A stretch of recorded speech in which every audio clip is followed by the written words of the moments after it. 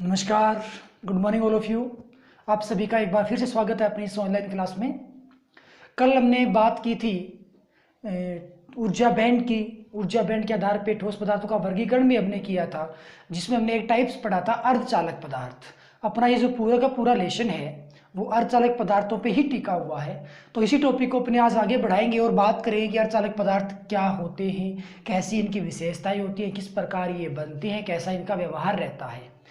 तो जैसा कि कल हमने इसकी डेफिनेशन में देखा था कि अर्धचालक पदार्थ वे पदार्थ होते हैं जिनके लिए वर्जित ऊर्जा अंतराल का मान 3 से 7 इलेक्ट्रॉन वोल्ट के मध्य होता है। तो उन पदार्थों को हम क्या कहते हैं? अर्धचालक पदार्थ कहते हैं।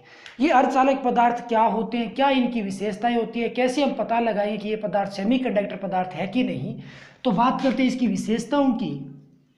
तो इन पदार्थों की पहली विशेषता तो ये होती है कि अपने जो आवर्त सारणी होती है, आधुनिक आवर्त सारणी, उसका जो 14वां 14th समूह है, उस समूह के ये सदस्य होते हैं, यानी कि 14वें वर्ग के समूह के सदस्य होते हैं। तो ये कौन से समूह के सदस्य होंगे? 14वें समूह के सदस्य होंगे। ओके, इसका मतलब ये हो गया कि आवर्त सारणी में जो 14 नंबर समूह आपको जो दे रखा है, उसके अंदर जितने भी पदार्थ दे रखे हैं वो सारे के सारे कौन से हैं? अर्धचालक पदार्थ है। लेकिन उसमें एक अपवाद है, उसके अंदर आपको कार्बन भी मिलेगा। इसका परमाणु क्रमांक 6 होता है। वो कार्बन परमाणु अर्धचालक पदार्थों की कैटेगरी में नहीं आता। कार्बन परमाणु अर्धचालक क्यों नहीं होता? क्योंकि मान लिया ये कार्बन का एक नाभिक हो गया, ये कार्बन के लिए बहुत सारी कक्षाएं हो गई। कार्बन का जो सिस्टम रहता है वो ये होता है कि उसमें 6 इलेक्ट्रॉन होने चाहिए, तो 2 इलेक्ट्रॉन तो पहली कक्षा में विद्यमान हो गए, शेष बच गए जो 4 इलेक्ट्रॉन हैं वो दूसरी कक्षा में विद्यमान हो गए। और कार्बन के लिए दूसरी कक्षा है वो संयोजी कक्षा है। हम ये जानते हैं कि किसी भी इलेक्ट्रॉन को यदि अपने मुक्त अवस्था में लेके आना चाहते हैं तो हमें उनको ऊर्जा प्रदान करनी पड़ती है, और जो इलेक्ट्रॉन नाभिक के जितना ज़्यादा निकट है उसको मुक्त अवस्था में लाने के लिए उतनी ही ज़्यादा एनर्जी की आवश्यकता होती है। तो कार्बन परमाणु में जो संयोजी कक्षा का इलेक्ट्रॉन होता है वो दूसरी कक्षा में विद्यमान है, जिसके कारण इलेक्ट्रॉन और नाभिक के मध्य शक्तिशाली आकर्षण बल लगा होता है। इस इलेक्ट्रॉन को बाहर निकालने के लिए हमें अत्यधिक ऊर्जा की आवश्यकता होती है, या यूं कह लो कि लगभग 3 इलेक्ट्रॉन वोल्ट से ज़्यादा ऊर्जा की आवश्यकता होती है। अर्धचालक पदार्थ वे पदार्थ होते हैं जिनमें इलेक्ट्रॉन को बाहर निकालने के लिए 3 इलेक्ट्रॉन वोल्ट से कम ऊर्जा की आवश्यकता पड़े, लेकिन कार्बन परमाणु से इलेक्ट्रॉन को बाहर निकालने के लिए 3 इलेक्ट्रॉन वोल्ट से ज़्यादा ऊर्जा की आवश्यकता पड़ेगी।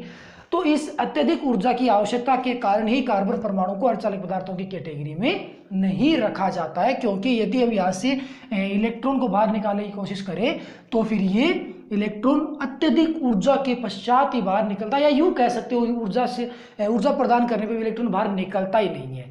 अर्धचालक पदार्थों की प्रॉपर्टी होती है कि यदि हम उसको ऊर्जा प्रदान करते हैं तो ये चालक की भांति व्यवहार कर देना चाहिए, लेकिन कार्बन के साथ ऐसा नहीं होता है, क्योंकि इसके इलेक्ट्रॉन नाभिक के साथ दृढ़ता से बंधे होते हैं। अतः कार्बन परमाणु कभी भी अर्धचालक पदार्थों की कैटेगरी में नहीं आता। बाकी जो भी 14वें समूह के सदस्य हैं, जितने भी पदार्थ उसमें परमाणु जो दे रखे हैं, जो जितने भी तत्व दे रखे हैं आपको, वो सारे के सारे अर्धचालक पदार्थों की कैटेगरी में आते हैं। इसकी दूसरी विशेषता की अपनी बात करें तो अर्धचालक पदार्थों की जो संरचना होती है वो समचतुष्फलकीय होती है। समचतुष्फलकीय होती है। ओके, तीसरी विशेषता की बात करें तो जो अर्धचालक पदार्थ है उसके अंदर जो भी परमाणु विद्यमान है वो परमाणु सहसंयोजक बंध से जुड़े होते हैं। उन परमाणुओं के मध्य सहसंयोजक बंध काम करता है, सहसंयोजक आबंध से ये जुड़े होते हैं। अब अपनी चौथी विशेषता की बात करें तो जो अर्धचालक पदार्थ होते हैं उनके लिए जो संयोजकता होती है वो +-4 होती है, यानी कि ये अपने 4 इलेक्ट्रॉन दान भी कर सकते हैं और 4 इलेक्ट्रॉन बाहर से ग्रहण भी कर सकते हैं, जिसकी संयोजकता कितनी होगी? +-4 होती है। एग्जाम्पल के तौर पे इसको समझने की कोशिश करें तो हम यूँ कह सकते हैं जर्मेनियम, सिलिकॉन, या फिर इसके 14 के अन्य जो भी सदस्य होंगे वो सारे के सारे कौन से पदार्थ बन जाएंगे, अर्धचालक पदार्थ बन जाएंगे। हमने बात की इसकी संरचना की जो कि समचतुष्फलकीय है। तो ये समचतुष्फलकीय संरचना होती कैसी है?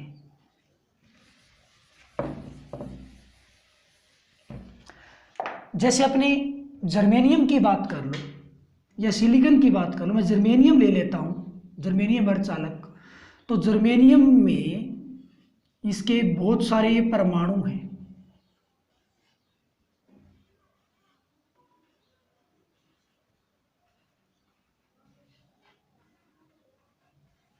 ये जर्मेनियम के बहुत सारे परमाणु हो गए। तो इनकी संयोजकता 4 है, इसके पास 4 इलेक्ट्रॉन है आबंध बनाने के लिए, प्रत्येक परमाणु के पास 4 इलेक्ट्रॉन आबंध बनाने के लिए। तो ये एक दूसरे के साथ कौन सा बंध बनाएंगे? सहसंयोजक बंध, कुछ इस प्रकार से।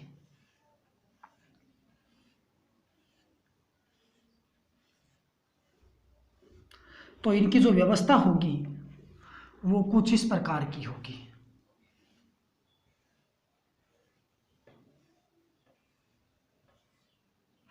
ऐसा कुछ सिस्टम होगा और यहां हम रिप्रेजेंट करते हैं इलेक्ट्रॉन को।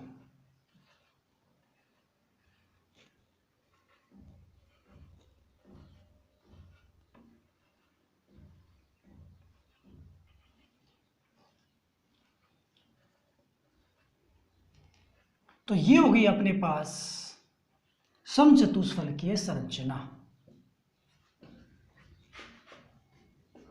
कुछ इस प्रकार से। तो इस संरचना को हम क्या कहने वाले हैं कि ये समचतुष्फलकीय संरचना है किसकी? जर्मेनियम अर्धचालक की। तो 14 के सदस्य हो गए, संरचना समचतुष्फलकीय होगी, सहसंयोजक बंध जो आपको दिखाई दे रहे हैं, संयोजकता 4 होती है। तो प्रत्येक जर्मेनियम 4 इलेक्ट्रॉन के साथ दूसरे किसी परमाणु से जुड़ा हुआ है। और एग्जाम्पल के तौर पर बात करें तो जर्मेनियम, सिलिकॉन आदि है वो क्या बन जाएंगे? अर्धचालक पदार्थ बन जाएंगे। अब अपने बात करेंगे कि अर्धचालक पदार्थ है वो कितने प्रकार के होते हैं, टाइप्स ऑफ सेमीकंडक्टर सब्सटेंस। तो बात करते हैं सेमीकंडक्टर पदार्थों के टाइप्स की कि ये कितने प्रकार के होंगे। तो अर्धचालक पदार्थ जो होते हैं वो 2 प्रकार के होते हैं। फर्स्ट, नेज अर्धचालक, और सेकंड, अपद्रव्यी अर्धचालक।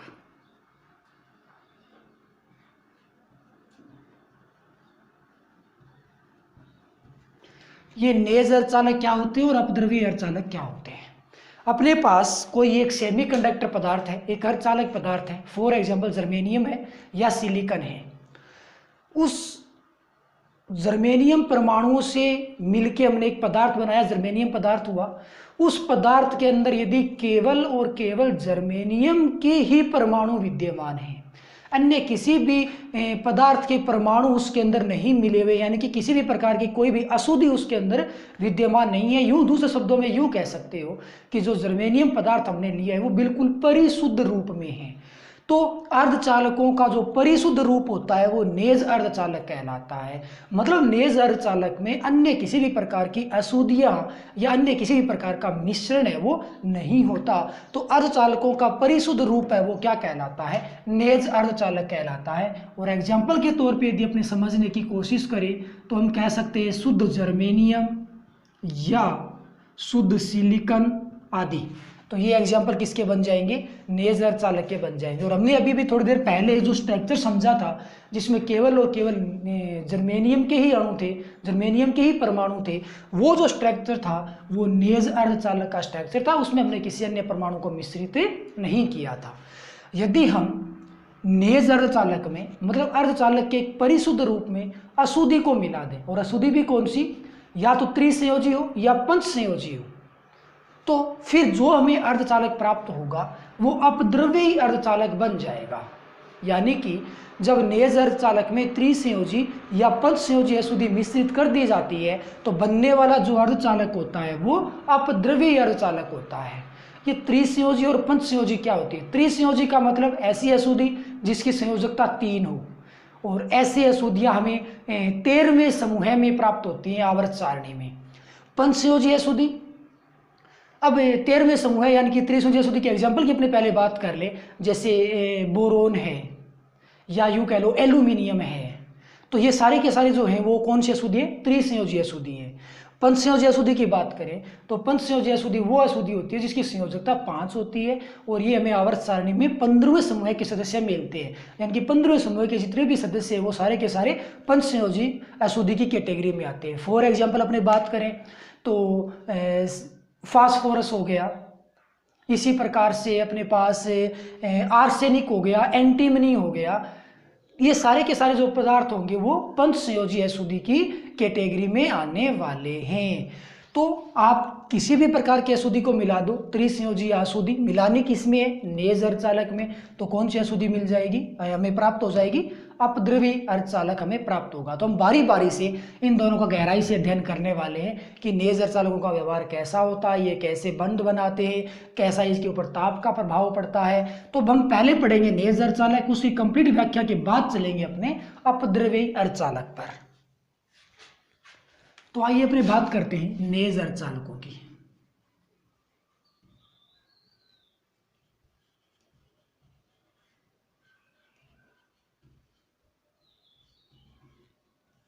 नेज अर्धचालक, तो आइए बात कर लेते हैं नेज अर्धचालकों की। ये नेज अर्धचालक क्या होते हैं? जैसे कि हमने समझा कि जो अर्धचालकों का परिशुद्ध रूप है वो नेज अर्धचालक होगा, और उसकी यदि मैं संरचना की बात करूं तो अपने शुद्ध जर्मेनियम की बात करेंगे। जैसा कि इसकी संरचना को हमने अभी थोड़ी देर पहले बनाया था, तो ऐसे अपने पास संरचना होगी किसकी? नेज अर्धचालकों की, जिसके अंदर केवल और केवल आपको केवल अर्धचालक के ही परमाणु नजर आएंगे। फॉर एग्जाम्पल ये जर्मेनियम, शुद्ध जर्मेनियम अर्धचालक है, तो इसमें केवल और केवल जर्मेनियम के ही परमाणु विद्यमान हैं। अब इंपॉर्टेंट क्वेश्चन ये बनता है कि नेज अर्धचालकों की जो चालकता होती है, जैसा कि हम जानते हैं कि अर्धचालकों का ताप बढ़ाएंगे तो उसकी चालकता बढ़ जाती है, तो नेज अर्धचालकों की चालकता पे ताप का क्या प्रभाव पड़ता है उसको अपने समझने वाले हैं। मैं यहाँ पे एक इंपॉर्टेंट बात बता दूं कि चालकता पर ताप का प्रभाव, ये अपने पास एक क्वेश्चन होगा, और ये क्वेश्चन 3 अलग अलग प्रकार से होगा। सबसे पहले अपने समझेंगे कि जो अपने पास नेज अर्धचालक है उसके ऊपर ताप का क्या प्रभाव पड़ेगा। आगे जाके जब हम अपद्रवी अर्धचालक की बात करने वाले हैं तो वहां पे हमें 2 प्रकार के अर्धचालक मिलेंगे, पी प्रकार और एन प्रकार, उनके ऊपर भी ताप का क्या प्रभाव पड़ेगा। तो ये 3 क्वेश्चन हो गए। ताप का प्रभाव किस पे? नेज अर्धचालकों पे, पी प्रकार अर्धचालकों पे और एन प्रकार अर्धचालकों पे। इन तीनों क्वेश्चन का जो आंसर का बेसिक है वो इक्वल है, एक समान है, यानी कि यदि आप इसके बेसिक को समझ लोगे ये क्या प्रभाव पड़ता है तो ठीक वैसा ही बेसिक वहां लागू होता है। और एक इंपॉर्टेंट बात, तीनों का आंसर क्या आना है? मोटा मोटी तौर पे आंसर ये आना है कि ताप बढ़ाने पर अर्धचालकों की चालकता बढ़ती है। क्यों? जैसा कि हम जानते हैं कि अर्धचालक पदार्थ 0 केल्विन ताप पे कुचालक होते हैं, लेकिन ताप को बढ़ा देंगे तो वो किसकी भांति व्यवहार करेंगे? वो चालक पदार्थों की भांति व्यवहार करेंगे। अर्थात ताप बढ़ाने पे वो चालक बन गए, चालकता को प्रदर्शित करेंगे। अर्थात मतलब ये हो गया कि ताप बढ़ाने पर इनकी चालकता बढ़ने वाली है, लेकिन बढ़ेगी कैसे उसकी बात कर लेते हैं। तो अब अपने बात करने वाले हैं कि नेज अर्धचालकों की चालकता पर ताप का क्या प्रभाव पड़ेगा। और इस क्वेश्चन को ऐसा भी पूछा जा सकता है कि ऊर्जा बैंड सिद्धांत के आधार पर नेज अर्धचालकों की चालकता पर ताप के प्रभाव को स्पष्ट कीजिए। तो क्वेश्चन सिंपल भी हो सकता है और ऊर्जा बैंड सिद्धांत भी मांग सकता है, लेकिन हमें ऊर्जा बैंड सिद्धांत पूछे या ना पूछे, लेकिन हमें उसका आंसर ऊर्जा बैंड सिद्धांत के आधार पर भी देना है। तो प्रत्येक क्वेश्चन का आंसर हम संरचना और ऊर्जा बैंड सिद्धांत दोनों के आधार पर देंगे। तो ये अपने पास होगा संयोजी बैंड, और ये अपने पास होगा चालन बैंड, और यहां बीच में क्या बनेगा? ये बनेगा डेल Eg, जिसको हम क्या बोलते हैं? वर्जित ऊर्जा अंतराल बोलते हैं। तो ये यहां पे बन जाएगा अपने पास वर्जित ऊर्जा अंतराल। ओके, अब थोड़ा सा इसको और देखते हैं कि संयोजी बैंड और चालन बैंड की प्रॉपर्टीज क्या होती है। संयोजी बैंड हमेशा क्या होता है? या तो पूर्णतः भरा हुआ होता है या आंशिक भरा हुआ, कभी वो रिक्त नहीं होता, यानी कि इसके अंदर कुछ ना कुछ इलेक्ट्रॉन विद्यमान होते हैं। संयोजी बैंड में इलेक्ट्रॉन वो इलेक्ट्रॉन होते हैं जो संयोजी कक्षा के होते हैं। दूसरे शब्दों में संरचना के आधार पर यदि आप समझना चाहते हो तो संयोजी बैंड में वो इलेक्ट्रॉन होते हैं जो सहसंयोजक बंध बना रहे हैं। यानी कि ये जो आपको इलेक्ट्रॉन नज़र आ रहे हैं वो सारे के सारे कहाँ हैं, संयोजी बैंड में हैं। लेकिन 0 केल्विन ताप पे चालन बैंड इसका क्या होता है, पूर्णतः रिक्त होता है। तो ताप की व्याख्या करने के लिए इस पूरे स्ट्रक्चर को हम दो भाग में या दो प्रकार से समझने वाले हैं। सबसे पहले अपनी बात करेंगे नंबर 1 पॉइंट, T बराबर 0 केल्विन ताप पर। सबसे पहले अपने पास ये कंडीशन होगी कि यदि अपने T बराबर 0 केल्विन ताप मान ले उस केस में क्या होगा। तो जैसा कि हम जानते हैं कि 0 केल्विन ताप पे जो भी अर्धचालक होते हैं वो शुद्ध कुचालकों की भांति व्यवहार करते हैं। अतः इसके अंदर कोई भी प्रक्रिया नहीं होनी है, इलेक्ट्रॉन बाहर निकल के नहीं आएगा। इसका जो चालन बैंड है वो पूर्णतः रिक्त रहेगा, अर्थात ये चालकता को प्रदर्शित नहीं करेंगे और इनकी चालकता 0 बनी रहेगी। यदि हम इसका ताप बढ़ा दें, दूसरा अपने पास पॉइंट आता है कि T is greater than 0 kelvin ताप पर। तो अब हमने क्या किया, इसका ताप बढ़ाया। तो एक्चुअल में ताप बढ़ाने पर क्या होगा, हम सीधे से शब्दों में ये जानते हैं कि यदि परमाणु को ताप प्रदान कर देंगे तो उसका संयोजी कक्षा का इलेक्ट्रॉन बाहर निकल जाएगा आवश्यक ऊर्जा ग्रहण करके। तो एक्चुअल में होता क्या है कि जैसे हम इस नेज अर्धचालक शुद्ध जर्मेनियम का ताप बढ़ाते हैं तो ये जो सहसंयोजक बंध बनाने वाले इलेक्ट्रॉन है वो मुक्त अवस्था में आना शुरू कर देते हैं। ये इलेक्ट्रॉन यहाँ पे आ गया, अब ये इलेक्ट्रॉन मुक्त अवस्था में आ गया तो फिर ये यहाँ से तो हट गया तो भाई यहाँ पे इलेक्ट्रॉन की कमी हो गई। अब सहसंयोजक बंध बनेगा कैसे, तो जहां भी इलेक्ट्रॉन की कमी होती है वहां एक काल्पनिक कण की कल्पना की जाती है और उस काल्पनिक कण को होल कहते हैं। होल को इस प्रकार रिप्रेजेंट किया जाता है। होल एक्चुअल में क्या होता है, होल केवल और केवल काल्पनिक कण है जो कि धन आवेशित होगा। धन आवेशित क्यों, क्योंकि ये इलेक्ट्रॉन की कमी को रिप्रेजेंट करता है। जिस भाग में इलेक्ट्रॉन की कमी हो जाती है यानी कि ऋणावेश की कमी हो जाती है वहां पे धन आवेश बढ़ जाता है।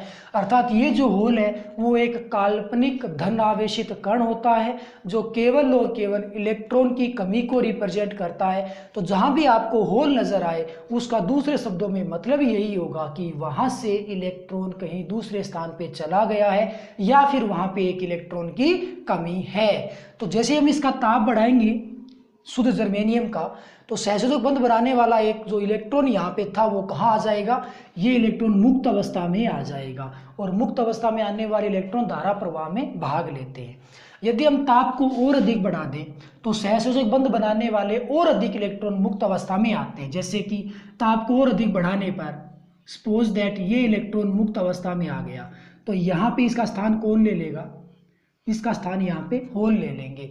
तो आपको यदि आप और अधिक बढ़ाते हो तो और अधिक संख्या में इलेक्ट्रॉन बाहर आएंगे तो भाई यहाँ पे होल बन जाएगा और यहाँ का इलेक्ट्रॉन है वो मुक्त अवस्था में आ जाएगा। यानी कि ताप को बढ़ाने पर लगातार मुक्त अवस्था में आने वाले इलेक्ट्रॉनों की संख्या बढ़ रही है और यदि इलेक्ट्रॉन मुक्त अवस्था में ज़्यादा आ जाते हैं तो फिर वो धारा प्रवाह में भाग लेते हैं, ज़्यादा चालकता को प्रदर्शित करते हैं अर्थात उनकी चालकता बढ़ जाती है। या ऊर्जा बैंड सिद्धांत के आधार पर हम क्या समझ सकते हैं कि जो भी संयोजी बैंड के इलेक्ट्रॉन है, जो सहसंयोजक बंध बनाने वाले इलेक्ट्रॉन है, ताप बढ़ाने पर ये कहाँ जाएंगे, ये मुक्त अवस्था में जाएंगे और मुक्त अवस्था का इलेक्ट्रॉन कौन से ऊर्जा बैंड में रहता है, चालन बैंड में रहता है। मतलब ये हो गया कि ताप बढ़ाने पर संयोजी बैंड के जो भी इलेक्ट्रॉन है वो संक्रमित हो जाते हैं चालन बैंड में। तो संयोजी बैंड का इलेक्ट्रॉन कहाँ चला गया, चालन बैंड में। तो संयोजी बैंड में जो इलेक्ट्रॉन की कमी हो गई वो कैसे पूरी होगी, वहां पे कौन आ जाएगा, होल। जो संयोजक बंध बना रहे हैं ना होल, यही होल है वो यहाँ संयोजी बैंड में रिप्रेजेंट होते हैं। तो फिर ताप हमने बढ़ाया, सपोज दैट ये इलेक्ट्रॉन यहाँ चला गया तो इस इलेक्ट्रॉन को हम यहाँ रिप्रेजेंट करेंगे क्योंकि चालन बैंड में आ चुका है। अब यहाँ पे कौन बन जाएगा, यहाँ बन जाएगा होल जो केवल और केवल ये बताता है कि इलेक्ट्रॉन की कमी हो चुकी है। ताप को और अधिक बढ़ाएंगे तो भाई और अधिक संख्या में इलेक्ट्रॉन पहुंच जाएंगे चालन बैंड में। फिर ये हो गया, दोबारा होल बन गया। और अधिक ताप को बढ़ाने पर और अधिक संख्या में इलेक्ट्रॉन चालन बैंड में पहुंच जाते हैं और यहाँ पे संयोजी बैंड में लगातार होल का निर्माण होता रहता है।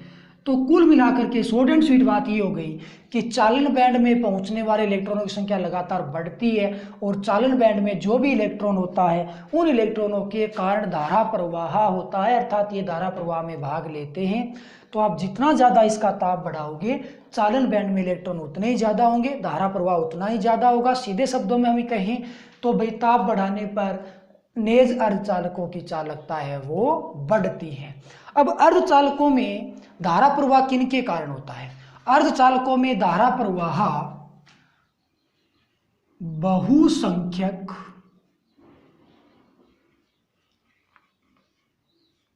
आवेश वाहक के कारण होता है।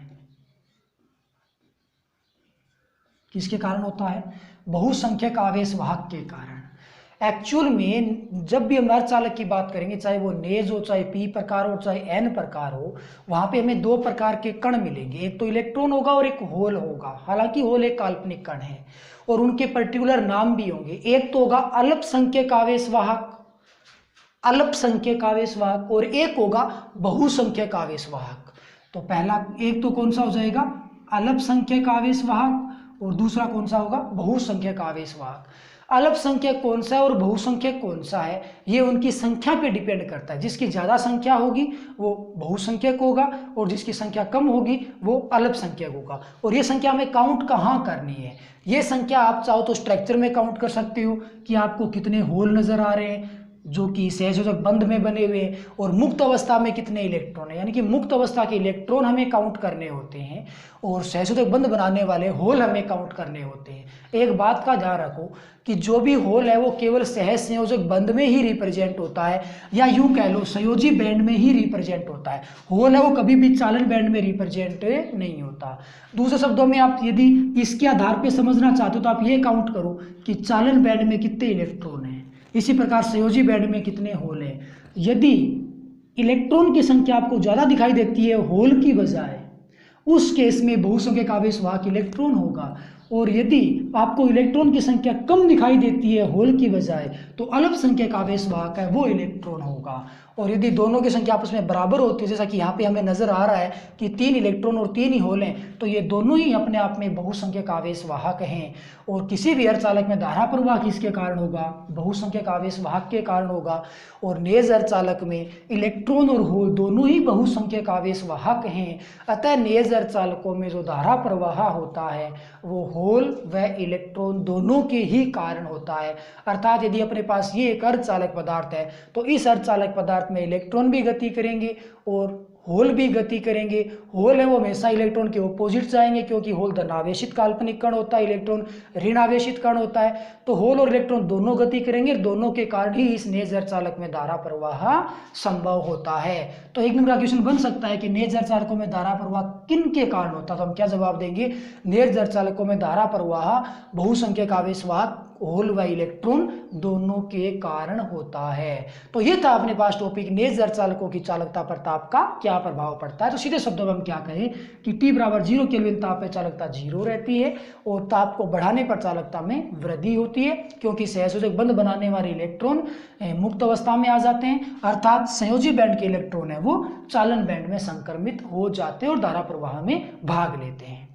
अब अपने बात करेंगे अपद्रवी अर्धचालकों की। तो अब अपने बात करेंगे अपद्रवी अर्धचालकों की।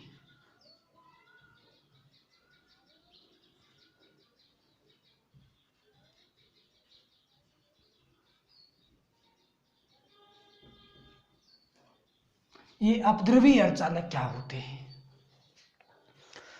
जैसा कि हमने इसकी परिभाषा में समझा था कि यदि हम नेज अर्धचालकों में त्रिसंयोजी या पंचसंयोजी अशुद्धि को मिला दे तो बनने वाला अर्धचालक अपद्रवी अर्धचालक कहलाता है।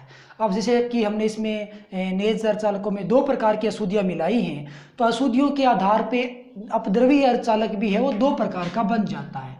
एक तो होता है एन प्रकार अर्धचालक,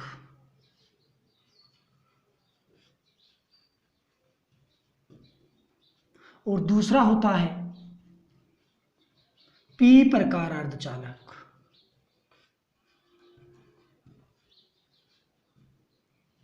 ओके, तो यदि अपने नेज अर्धचालक में पंचसंयोजी अशुद्धि को मिला दे तो एन प्रकार अर्धचालक का निर्माण हो जाएगा। मतलब क्या हो गया कि एन प्रकार अर्धचालक बनाने के लिए हमें क्या करना होगा? नेज अर्धचालक प्लस पंचसंयोजी अशुद्धि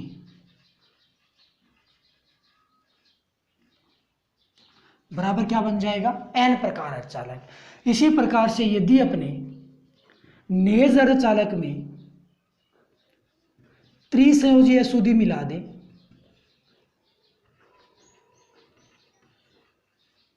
तो जो भी अर्धचालक बनेगा वो कौन सा बनेगा, पी प्रकार अर्धचालक बनेगा।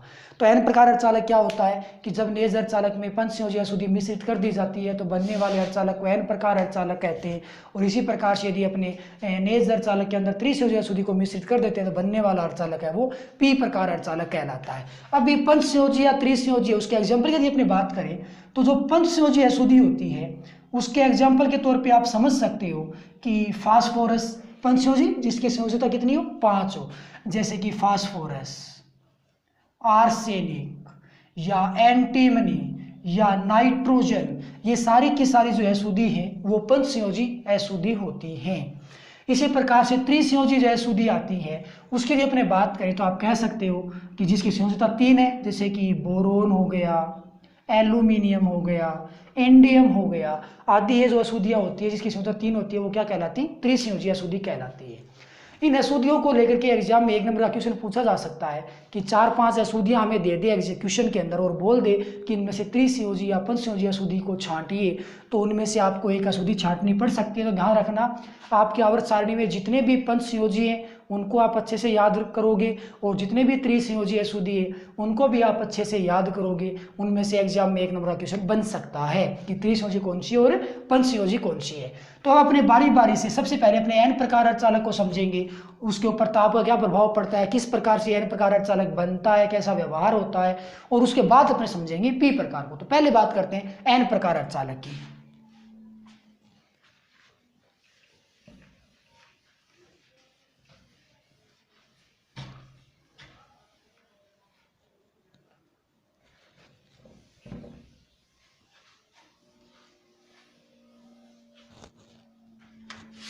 तो अपने पास होगा एन प्रकार अर्धचालक।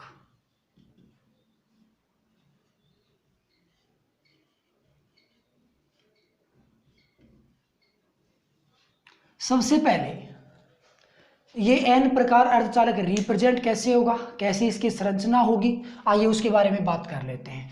तो एन प्रकार अर्धचालक में हुआ क्या, एन प्रकार अर्धचालक में नेज अर्धचालक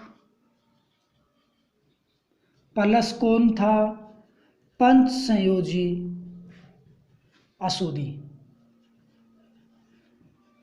तो क्या बन गया जी, एन प्रकार अर्धचालक बन गया।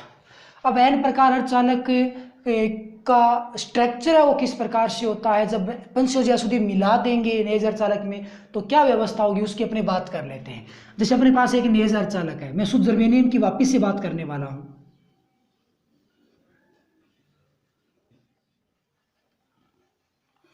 जैसे कि अपने पास एक नेज अर्धचालक है कुछ इस प्रकार का, हमें क्या करना है, इसके अंदर पंचसंयोजी अशुद्धि मिलानी है। यहाँ पे भी आपको ये इलेक्ट्रॉन रिप्रेजेंट करने वो मैंने आपकी सुविधा के लिए छोड़ दिया है, आप खुद से उसको देख लोगे। इसमें आप पंचसंयोजी अशुद्धि मिलाओगे, मतलब एक ऐसी अशुद्धि जिसकी संयोजकता कितनी हो, 5 हो। और इस प्रकार की अशुद्धि कौन सी होगी, फॉर एग्जाम्पल फास्फोरस अपने ले लेते हैं। तो मैं क्या करूँगा कि यहाँ से जो जर्मेनियम परमाणु है इसके स्थान पर मैंने क्या मिला दिया, फास्फोरस मिला दिया। कौन सा मिलाया, फास्फोरस, या आर्सेनिक या एंटीमनी जो भी आपकी इच्छा हो, लेकिन मैंने फास्फोरस ले लिया। अब फास्फोरस जैसे ही आप मिलाओगे तो फास्फोरस की संयोजकता होती है 5। तो फास्फोरस के 4 इलेक्ट्रॉन तो 4 सहसंयोजक बंध बनाने में काम आएंगे। तो भाई फास्फोरस के पास एक 5वां इलेक्ट्रॉन बच गया। वो 5वां इलेक्ट्रॉन क्या होगा, वो 5वां इलेक्ट्रॉन भी इन जर्मेनियम परमाणुओं से ही जुड़ा हुआ होगा, वो मुक्त अवस्था में नहीं रहेगा। ये जो 5वां इलेक्ट्रॉन आपको नजर आ रहा है जो कि फास्फोरस का बचा हुआ है, वो इलेक्ट्रॉन इन जर्मेनियम परमाणुओं से ही जुड़ा होता है, लेकिन वो अति दुर्बल बल से जुड़ा हुआ होता है, बहुत कमजोर आबंध होता है इनका अन्य जर्मेनियम परमाणुओं के मध्य। जैसे हम थोड़ा सा ताप बढ़ाएंगे तो ये इलेक्ट्रॉन तुरंत प्रभाव से आबंध को तोड़ के और बाहर निकल जाता है। तो ये इलेक्ट्रॉन है उसको आप मुक्त अवस्था के इलेक्ट्रॉन न समझें, ये अति दुर्बल बल से जर्मेनियम परमाणुओं से ही जुड़ा हुआ हमें मिलता है। तो फास्फोरस के पास 5 इलेक्ट्रॉन थे, 4 तो सहसंयोजक बंध बनाने में काम आ रहे हैं, जबकि जो 5वां इलेक्ट्रॉन है वो अति दुर्बल बल से जर्मेनियम परमाणुओं से जुड़ा हुआ हमें मिल रहा है। यानी कि यदि इस संरचना में एक इलेक्ट्रॉन, ये इलेक्ट्रॉन नहीं भी होता तो भी ये संरचना अपने आप में पूर्ण थी, संतुष्ट थी, क्योंकि सहसंयोजक बंध के पास सुफिशिएंट मात्रा में इलेक्ट्रॉन हैं। मतलब ये हो गया कि ये एक इलेक्ट्रॉन अतिरिक्त है। इस अतिरिक्त इलेक्ट्रॉन को यदि अपने दान कर दें तो भी कोई प्रभाव नहीं पड़ेगा संरचना पे, संरचना बिल्कुल बैलेंस रहेगी। अर्थात ये इलेक्ट्रॉन एक दान करने योग्य रह जाता है। ये एक अतिरिक्त इलेक्ट्रॉन होता है, किसके पास था? पंच संयोजी अशुद्धि के पास। तो पंच संयोजी अशुद्धि के पास एक इलेक्ट्रॉन दान करने योग्य शेष रह जाता है, अतः पंच संयोजी अशुद्धि को दाता अशुद्धि कहते हैं। तो पंच संयोजी अशुद्धि का दूसरा नाम क्या होता है? दाता अशुद्धि। और अपनी यदि ऊर्जा बैंड के आधार पर समझने की कोशिश करें कि भाई ये इलेक्ट्रॉन कहाँ विद्यमान होगा, तो पंच संयोजी अशुद्धि जिसे हम दाता अशुद्धि कहते हैं, तो ऊर्जा बैंड में एक अन्य ऊर्जा स्तर का निर्माण हो जाता है जिसे हम दाता ऊर्जा स्तर कहते हैं। और वो कहाँ किस प्रकार व्यवस्थित होगा, उसकी व्यवस्था को समझने के लिए ये अपने पास ऊर्जा बैंड हो गया, ये संयोजी बैंड हो गया, और ये अपने पास चालन बैंड हो गया। संयोजी बैंड में कुछ एक इलेक्ट्रॉन जरूर होते हैं। यदि मैं 0 केल्विन ताप की बात करूं तो चालन बैंड पूर्णतया रिक्त होगा। और ये जो आपको डिस्टेंस नजर आएगा डेल Eg, वो वर्जित ऊर्जा अंतराल होगा। अब दाता ऊर्जा स्तर कहाँ विद्यमान होगा? दाता ऊर्जा स्तर जो कि दाता अशुद्धि के कारण बना है, पंच संयोजी अशुद्धि के कारण बना है, वो चालन बैंड के ठीक नीचे विद्यमान होता है। ये जो आपको दिखाई दे रहा है ऊर्जा स्तर, वो कौन सा ऊर्जा स्तर है? वो दाता ऊर्जा स्तर को रिप्रेजेंट कर रहा है। और इस दाता ऊर्जा स्तर में कौन विद्यमान होंगे? इलेक्ट्रॉन विद्यमान होंगे। तो यहाँ पे कुछ एक संख्या के इलेक्ट्रॉन है वो विद्यमान होते हैं। और दाता ऊर्जा स्तर में उतने ही इलेक्ट्रॉन विद्यमान होते हैं जितने हमने फास्फोरस के परमाणु इसमें ऐड किए हैं, क्योंकि एक फास्फोरस के कारण एक इलेक्ट्रॉन दान करने योग्य हो गया, 10 के कारण 10 का दान होगा, 50 के कारण 50 का दान होगा। यानी कि दाता ऊर्जा स्तर में उतने ही इलेक्ट्रॉन विद्यमान आपको रिप्रेजेंट करने जितने आपने फास्फोरस के परमाणु ऐड किए हैं। ओके, तो यहाँ पे हमने फास्फोरस का केवल एक परमाणु ऐड किया है, तो आप दाता ऊर्जा स्तर में कितने इलेक्ट्रॉन रिप्रेजेंट करोगे? केवल एक रिप्रेजेंट करोगे। और दाता ऊर्जा स्तर रहेगा कहाँ? चालन बैंड के ठीक नीचे। आई थिंक ये सिस्टम आपको कुछ समझ में आ रहा होगा, मन लगा कि आप पढ़ रहे हो। यदि आपको समझ में आता है और अच्छा लगता है तो आप इसको लाइक और शेयर ज़रूर किया करें। यदि आप लाइक कर दो तो हमें भी मोटिवेशन मिलता है कि शायद आपको जो भी समझाया जा रहा है वो चीज़ समझ में आ रहा है। और इसको शेयर ज़रूर करें। हो सकता है इस लॉकडाउन की कंडीशन में आपके जो बड़े भाई बहन हैं, शायद वो भी 12th क्लास फिजिक्स पढ़ रहे होंगे, तो उनकी थोड़ी हेल्प यदि हो जाए तो अब अपने पास n प्रकार अर्धचालक में एक धाता अशुद्धि मिली, एक अन्य इलेक्ट्रॉन है वो दान करने योग्य बचा, तो उसके आधार पे n प्रकार अर्धचालक का स्ट्रक्चर या रिप्रेजेंटेशन कैसे होगा उसकी अपनी यदि बात करें तो उसका रिप्रेजेंट करने के लिए हम करते क्या हैं? उसका रिप्रेजेंट करने के लिए कुछ ऐसा सिस्टम होता है कि जो भी अपने पास होल है और इलेक्ट्रॉन है, होल पर इलेक्ट्रॉन,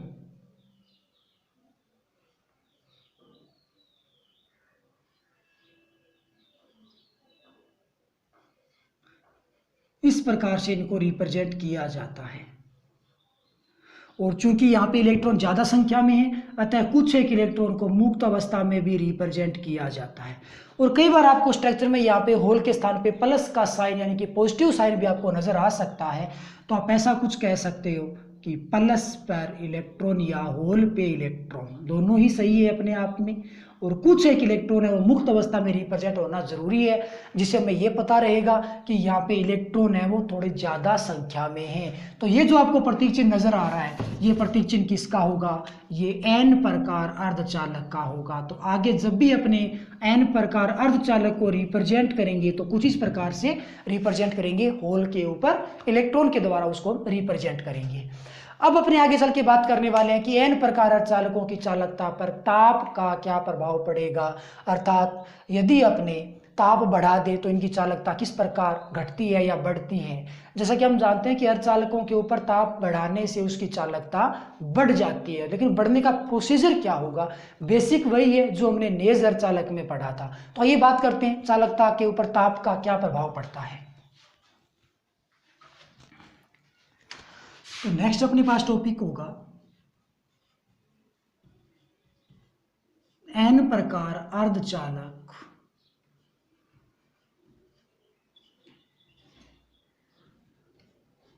पर ताप का प्रभाव।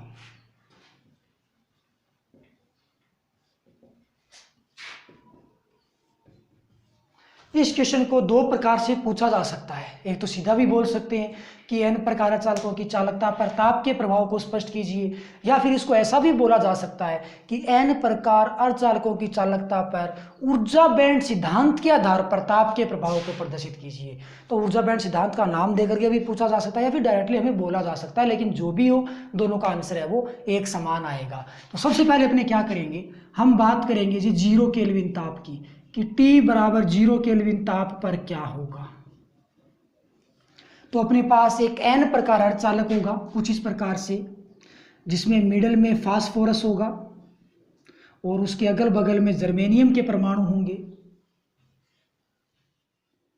कुछ ऐसा स्ट्रक्चर में देखने को मिलेगा एन प्रकार अर्धचालक के लिए, और फास्फोरस का जो 5वां इलेक्ट्रॉन है वो अति दुर्बल बल से बंधा हुआ है और वो यहाँ पे व्यवस्थित है। इसी प्रकार यदि अपने ऊर्जा बैंड सिद्धांत के आधार पे साथ में समझाने की कोशिश करें तो सपोज दैट कि ये अपने पास संयोजी बैंड है और इसके ठीक ऊपर अपने पास यहाँ ये चालन बैंड है। और जैसा कि हम जानते हैं कि एन प्रकार चालक में चालन बैंड के ठीक नीचे एक अन्य ऊर्जा स्तर होता है जिसका नाम क्या होता है, दाता ऊर्जा स्तर। और ये जो डिफरेंस हमें नजर आएगा वो क्या कहलाएगा, वो होगा डेल Eg, यानी कि वर्जित ऊर्जा अंतराल। और संयोजी बैंड में कुछ इलेक्ट्रॉन है वो इस प्रकार से व्यवस्थित होते हैं और कुछ एक इलेक्ट्रॉन यहाँ दाता ऊर्जा स्तर में भी व्यवस्थित होंगे, लेकिन चालन बैंड है वो 0 केल्विन ताप पे पूर्णतः क्या होगा, रिक्त होगा। तो ये तो हो गया स्ट्रक्चर के आधार पे समझने की कोशिश करेंगे, ये ऊर्जा बैंड सिद्धांत के आधार पे समझने की कोशिश करेंगे। क्वेश्चन अपना किसी भी प्रकार का हो, अपना जो सिस्टम बनेगा वो दोनों हम एक साथ ही दोनों के द्वारा हम समझने की कोशिश करेंगे कि ताप बढ़ाने पर चालकता पे क्या प्रभाव पड़ता है। तो 0 केल्विन ताप पे जैसा कि हम देख पा रहे हैं कि यहाँ पे कोई भी इलेक्ट्रॉन मुक्त अवस्था में नहीं है, ये इलेक्ट्रॉन है वो भी अति दुर्बल बल से बंधा हुआ है, और यहाँ पे चालन बैंड है वो पूर्णतया रिक्त है, यानी कि कोई भी इलेक्ट्रॉन धारा प्रवाह में भाग नहीं ले रहा। अतः 0 केल्विन ताप पर एन प्रकार अर्धचालकों की जो चालकता होती है वो 0 होती है। दूसरे यदि अपने पॉइंट की बात करें कि T is greater than 0 kelvin ताप पर, यानी कि ताप को अपने बढ़ाते 0 केल्विन से ज़्यादा कर दें, उस केस में क्या होगा, उस केस में जरा सा भी हमने ताप इंक्रीज किया तो सबसे पहले जो अति दुर्बल बल से बंधा हुआ इलेक्ट्रॉन है वो टूटेगा और बाहर आएगा और ये मुक्त अवस्था में आ जाएगा, गति करता हुआ दूसरे स्थान पे पहुंच जाएगा। जैसा कि मैंने कहा था कि जो भी इलेक्ट्रॉन अपना स्थान त्यागता है तो उसके पीछे होल का निर्माण होता है, लेकिन वो होल केवल और केवल सहसंयोजक बंध में आता है या संयोजी बैंड में रिप्रेजेंट किया जाता है। ये इलेक्ट्रॉन कोई सहसंयोजक बंध नहीं बना रहा था, ये अपने आप में अति दुर्बल बल आकर्षण बल से बंधा हुआ मात्र था, तो वो बंध तोड़ के आ चुका है, मुक्त अवस्था में आ चुका है, तो उसके पीछे पीछे हमें होल का रिप्रेजेंटेशन नहीं करना है। तो सबसे पहले अब ये जो इलेक्ट्रॉन है ये इलेक्ट्रॉन कहाँ आ गया, ये एक मुक्त इलेक्ट्रॉन बन चुका है। अब अपने ताप को और अधिक बढ़ा दें तो क्या होगा, तो भाई और इलेक्ट्रॉन है वो मुक्त अवस्था में आएंगे। जैसे कि ये इलेक्ट्रॉन मुक्त अवस्था में आ गया तो यहाँ किसका निर्माण, यहाँ होल का निर्माण होगा। यदि ताप बढ़ा दे तो और अधिक इलेक्ट्रॉन मुक्त अवस्था में आएंगे, तो ये इलेक्ट्रॉन सपोज दैट मुक्त अवस्था में आया तो यहाँ सहसंयोजक बंध में कौन बन जाएगा, होल बन जाएगा। तो कुल मिलाकर के बात ये हो गई कि यदि आप ताप लगातार बढ़ाते हो तो जो भी अति दुर्बल बल से बंधे हुए इलेक्ट्रॉन हैं या जो सहसंयोजक बंध बना रहे हैं वो इलेक्ट्रॉन है वो आबंध को तोड़ के मुक्त अवस्था में आ जाते हैं और सहसंयोजक बंध में वहाँ उनका स्थान होल ले लेते हैं। यदि अपने यहाँ पे ऊर्जा बैंड सिद्धांत के आधार पर समझने की कोशिश करें तो ये जो दाता ऊर्जा स्तर है इसमें जो भी इलेक्ट्रॉन विद्यमान है, जरा सा भी ताप बढ़ा देंगे तो ये इलेक्ट्रॉन सीधा पहुंच जाएगा चालन बैंड में, क्योंकि मुक्त अवस्था में आया था, और मुक्त अवस्था में आया तो कौन से बैंड में पहुंचता है? चालन बैंड में, और उसके पीछे पीछे किसी होल का निर्माण नहीं होता है। दाता ऊर्जा स्तर कंप्लीटली रिक्त हो जाएगा। जब दाता ऊर्जा स्तर कंप्लीटली खाली हो जाएगा, रिक्त हो जाएगा, यानी कि सारे इलेक्ट्रॉन दाता ऊर्जा स्तर के चालन बैंड में पहुंच जाएंगे, उसके बाद यदि अपने और अधिक ताप को बढ़ाएंगे तो संयोजी बैंड के जो इलेक्ट्रॉन है वो निकलेंगे और चालन बैंड में पहुंचेंगे, और यहाँ पे कौन बन जाएगा? यहाँ होल बन जाएगा। ताप को यदि अपनी और अधिक बढ़ा दें तो भाई और अधिक संख्या में इलेक्ट्रॉन है वो कहाँ पहुंचेंगे? वो चालन बैंड में पहुंचेंगे। संयोजी बैंड में कौन बनेगा? होल बनेगा। कुल मिलाकर के बात ये हो गई कि सबसे पहले दाता ऊर्जा स्तर के जितने भी इलेक्ट्रॉन हैं वो चालन बैंड में पहुंचते हैं, और उसके बाद चालन बैंड में पहुंचने का जो नंबर आता है वो किसका आता है? संयोजी बैंड में विद्यमान इलेक्ट्रॉनों का आता है। तो यहाँ पे चालन बैंड में धीरे धीरे जब इलेक्ट्रॉन अधिक संख्या में पहुंच रहे हैं, इसका मतलब ये धारा प्रवाह में भाग लेंगे और चालकता को प्रदर्शित करेंगे, जिसके कारण इनकी चालकता है वो बढ़ जाएगी। तो शॉर्ट एंड स्वीट, ताप को बढ़ाने पे n प्रकार अर्धचालकों की चालकता बढ़ती है। अब n प्रकार अर्धचालकों में धारा प्रवाह किन के कारण होगा? जैसा कि हमने पहले पढ़ा था कि अर्धचालकों में धारा प्रवाह किसके कारण होता है? बहुसंख्यक आवेश वाहक के कारण होता है। अब सोचने वाली बात ये हो गई कि यहाँ पे बहुसंख्यक कौन है? जैसा कि आपको मैंने कहा था कि चालन बैंड में जो मुक्त इलेक्ट्रॉन है उसको काउंट कर लो, और संयोजी बैंड में जो होल है उनको काउंट कर लो। जिसकी भी संख्या ज़्यादा होगी वो बहुसंख्यक होंगे। तो यहाँ पे आप देख पा रहे हो कि चालन बैंड में इलेक्ट्रॉन की संख्या ज़्यादा है, अतः n प्रकार अर्धचालकों में जो बहुसंख्यक होते हैं वो कौन होते हैं? इलेक्ट्रॉन होते हैं। कौन होंगे? इलेक्ट्रॉन होंगे। तो अल्पसंख्यक कौन होंगे? अल्पसंख्यक होल होंगे। तो भाई n प्रकार अर्धचालकों में धारा प्रवाह बहुसंख्यक आवेशवाहक इलेक्ट्रॉनों के कारण होता है। नेज अर्धचालकों में किन के कारण था? इलेक्ट्रॉन और होल दोनों के कारण था। लेकिन n प्रकार अर्धचालकों में धारा प्रवाह किसके कारण होगा? बहुसंख्यक आवेशवाहक इलेक्ट्रॉनों के कारण होगा।